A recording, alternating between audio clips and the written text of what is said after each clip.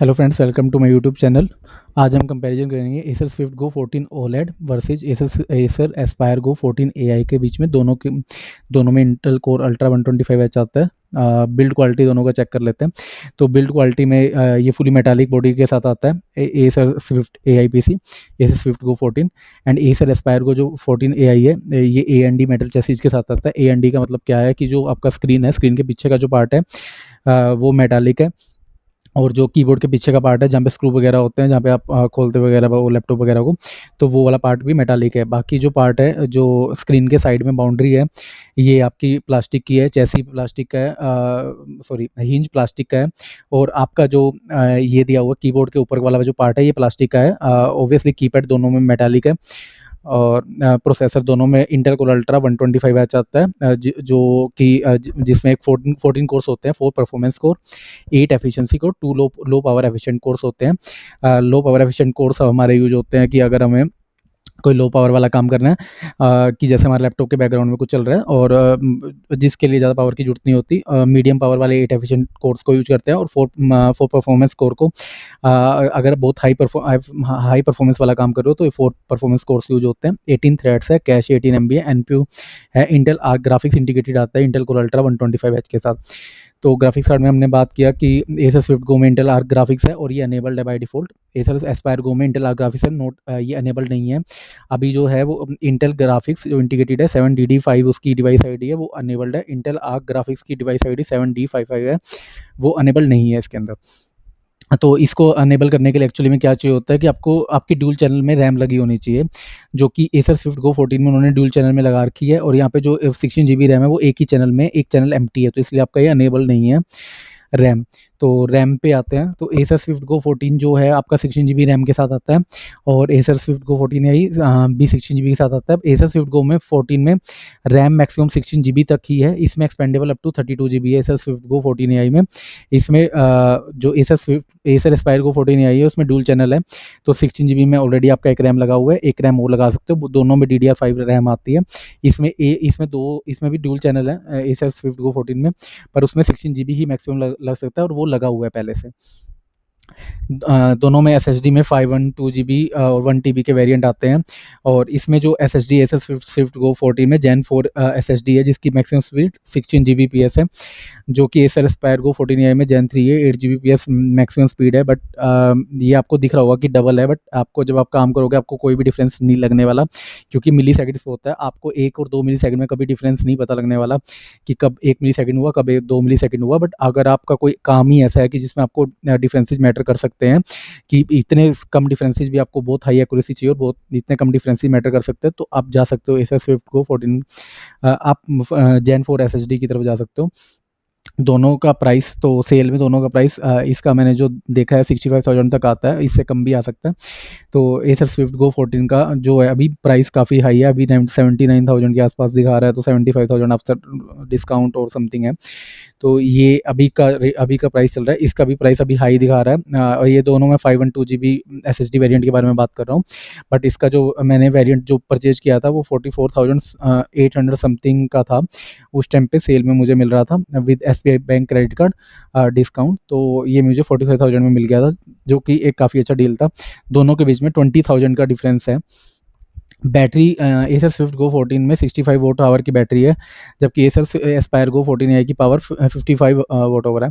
तो इसमें थोड़ा बहुत ही डिफरेंस है, ज़्यादा वो डिफरेंस नहीं है। ये पावर सेविंग मोड में 6 GB का टाइम दे देता है आपको, बैटरी लाइफ दे देता है, और ये आपको थोड़ा सा उससे ज़्यादा दे देगा 7 आवर तक। ओके, तो इसमें जो चार्जर आता है ये 100 वोट का सी टाइप का चार्जर आता है, इसमें भी सी टाइप आता है, वो 65 वोट का चार्जर है। तो ये 2 से 3 घंटे लेता है चार्ज होने में। तो एसर स्विफ्ट गो जो 14 है वो इससे कम टाइम ही लेने वाला है आपको चार्ज होने में। तो लगा के चलो कि आपको 1 घंटा और कम लगने वाला है इसमें। अगर उसमें 3 घंटे लगते हैं तो ये 2 घंटे से भी कम टाइम में, 2 घंटे के आसपास टाइम में कर सकता है। तो इसका वेट जो है एसर स्विफ्ट गो 14 का वेट है 1.32 kg है। एसर एस्पायर गो 14 आई का वेट 1.45 से 1.5 kg है। तो या ये वो वेट है, दोनों कॉम्पैक्ट लैपटॉप्स हैं। डिस्प्ले जो है इसका जो डिस्प्ले है वो ओलेड है एसर स्विफ्ट गो 14 का, जो कि एक बेटर आपको व्यू देगा। एसर एस्पायर गो 14 एआई का जो डिस्प्ले है वो एलसीडी डिस्प्ले है। इसमें 60 हर्ट्स का जो है आपको रिफ्रेश रेट मिलता है इसमें। या तो ये आपका है, दोनों का रेजोल्यूशन 1920x1200 है। दोनों बैकलीड के साथ आते हैं। एसर स्विफ्ट गो 14 में भी backlit keyboard LED backlit comfy okay. This is LED backlit comfy, so it is about the display. वैसे कीबोर्ड की अगर हम बात करें तो कीबोर्ड भी जो एसर स्विफ्ट गो 14 आता है उसके कीबोर्ड में बैकलीड है, और एसर एस्पायर गो 14 एआई के लैपटॉप के कीबोर्ड में भी बैकलीड दिया हुआ है। तो दोनों में लाइट आपकी ऑन हो जाती है कीबोर्ड में। तो वेबकैम जो है एसर स्विफ्ट गो 14 में काफ़ी अच्छी क्वालिटी का वेबकैम आता है कि इसके रेजोल्यूशन 2560 से 1440 रेजोल्यूशन क्या है। इसमें जो आता है वो इतनी अच्छी क्वालिटी का नहीं है, 1280x720p रेजोल्यूशन का आ रहा है। इसमें जो आप वीडियो रिकॉर्ड करोगे 1440 वीडियो एट 30 fps कर सकते हो। इसमें आप 720p पे 30 fps का वीडियो रिकॉर्ड कर सकते हो।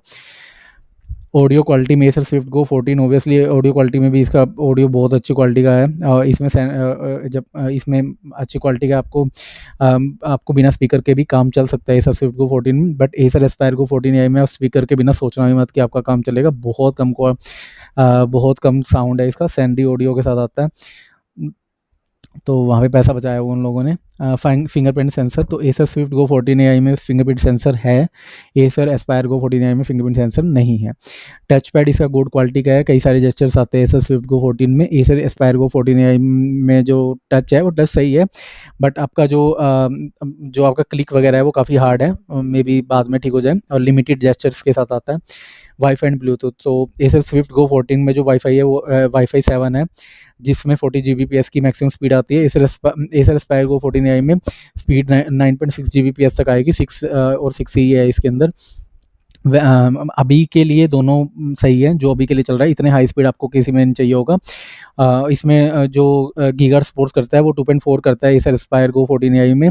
और 2.4 गीगाहर्ट्ज़ की ये प्रॉपर्टी होती है कि वो आपको वोल्स तक को पेनिट्रेट कर लेता है और काफ़ी दूर तक आपको अच्छे सिग्नल देता है बिना लॉसेज के। और बट वो ये कि क्वालिटी जो है वो जो वाईफाई 7 में क्वालिटी अच्छा है। उसमें भी शायद उसमें भी 2.4 गीगाहर्ट्ज़ तक जा सकते हो आप। उसमें 5 भी गीगाहर्ट्ज़ आता है। 5 गीगाहर्ट्ज़ जो है वो जितना ज़्यादा गीगाहर्ट्ज़ होगा वो उतना कम पेनिट्रेट कर पाएगा, उतना कम ट्रैवल कर पाएगा। तो बट क्वालिटी उसका काफ़ी अच्छा होगा। तो इसका क्वालिटी आप बहुत अच्छा मान के चल सकते हो। और आप 2.4 पे लेके जाओगे तो क्वालिटी कम हो जाएगा, बट आपको एक लंबे सिग्नल वो जो ये दे रहा है वो भी प्रोवाइड करेगा। दोनों में 5.3 ब्लूटूथ आता है, 5.3 दोनों में, इसमें भी 5.3 आता है। और 5.3 लेटेस्ट ब्लूटूथ है जो कि काफ़ी सही है। तो इसमें पोर्ट्स की अगर बात करें तो इसमें थंडरबोल्ट पोर्ट्स आते हैं एसर स्विफ्ट गो 14 ओलेड और टच स्क्रीन जिसकी भी आप बात कर लो, दोनों में थंडरबोल्ट आते हैं। और इसमें 2 सी टाइप के पोर्ट है जो थंडरबोल्ट पोर्ट्स हैं। दो 3.2 यूएसबी, इसमें भी 2 3.2 यूएसबी, 2 सी टाइप के पोर्ट है, बट थंडरबोल्ट नहीं है। थंडरबोल्ट का यूज क्या होता है कि अगर मान लो मुझे जो पता है मैं वो बता दे रहा हूँ कि अगर आपको कोई एक्सटर्नल ग्राफिक्स कार्ड लगाना है, एक्चुअली में एक्सटर्नल ग्राफिक्स कार्ड भी बहुत महंगे आते हैं, 40,000 से स्टार्ट होते हैं। तो आपको अगर एक्सटर्नल ग्राफिक्स का जितना लैपटॉप का प्राइस है उतने का आता है, तो अगर आपको एक्सटर्नल ग्राफिक्स कार्ड लगाना है तो उसके लिए आपको थंडरबोल्ट चाहिए होता है, जो कि एसर स्विफ्ट गो 14 प्रोवाइड करता है। Acer Aspire Go 14 AI provide नहीं करता है, जबकि दोनों कंपैटिबल हैं। Compatible in the way, but है भी नहीं भी। एसर एस्पायर को कंपैटिबल किस तरीके से, क्योंकि Intel core ultra 125H support करता है आपको, वो आपको थंडरबोल्ट सपोर्ट करता है। बट मदरबोर्ड में जब आपको दिया ही नहीं हुआ तो आप कुछ नहीं कर सकते उसके बारे में। दोनों में माइक्रो एसडी कार्ड आता है। इसमें ईथरनेट के लिए एक पोर्ट आता है, इसमें ईथरनेट के लिए कोई पोर्ट नहीं है, तो आपको कोई और वे ढूंढना पड़ेगा। HDMI पोर्ट है इसके अंदर, इसमें भी HDMI पोर्ट है। दोनों में माइक्रो एसडी कार्ड है, दोनों में ऑडियो जैक है। बस OS और सॉफ्टवेयर की बात करें तो OS इसमें दोनों में विंडो 11 होम के साथ आता है, जो कि लाइफ टाइम होता है। और जो कि MS ऑफिस है इसमें 1 ईयर का सब्सक्रिप्शन है, ये मैंने चेक कर लिया, 1 ईयर का ही मिल रहा है इसमें। और इसमें भी मिलना 1 ईयर का ही चाहिए। मैंने जहाँ तक पढ़ा है कि 1 ईयर ही देता है एसर, लाइफ टाइम नहीं देता है। But I am not sure कि आपको लाइफ टाइम दे रहा है नहीं दे रहा, तो इसके बारे में मैं कमेंट नहीं करूँगा। और या तो थैंक यू, आई होप आपको वीडियो अच्छा लगा होगा। Please like and subscribe. Thank you so much.